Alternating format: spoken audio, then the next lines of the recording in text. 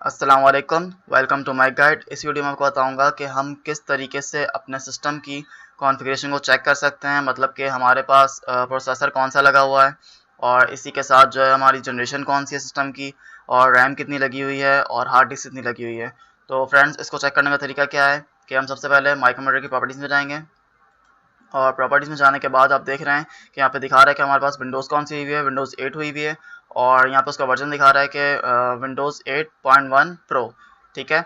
और इसी के साथ यहाँ पे सिस्टम की इन्फॉर्मेशन दे रहा है कि प्रोसेसर कितना है हमारे पास, इंटेल कोर i3। ठीक है। और इसके साथ है 6000। अगर 1000 में नंबर आ रहे हैं और तो वो जनरेशन को शो करता है कि मतलब फॉर एग्जांपल कि अगर हमारे पास जो है 1000 शो हो रहा होता तो फर्स्ट जनरेशन होता, 3000 शो हो रहा होता तो वो थर्ड जनरेशन होता, 5000 शो हो रहा है तो 5 जनरेशन है। ठीक है। तो इसी तरीके से मेरे पास यहाँ पे 6 शो हो रहा है, इट्स मीन के कोर i3 6 जनरेशन है। और इसका प्रोसेसर कितना है, 3.7 गीगाहर्ट्ज़।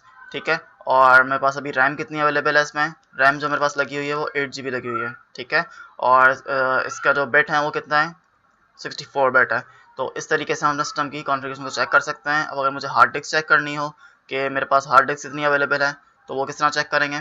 मैं माई कंप्यूटर में राइट क्लिक करूँगा और मैनेज में जाऊँगा।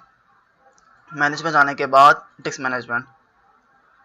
अब यहाँ पे आप देख रहे हैं कि मेरे पास ये टोटल पार्टीशन भी मेरे पास शो कर रहा है कि मेरे पास जो है वो टोटल 4 पार्टीशन बने हुए हैं। एक सिस्टम रिजर्व का होता है, वो सिस्टम खुद बनाता है, मतलब विंडोज़ जब आप विंडोज़ 8 इंस्टॉल करते हैं तो वो खुद ही बना लेता है, तो इसको हम इसमें काउंट नहीं करते। मेरे पास अभी 4 पार्टीशन बने हुए हैं।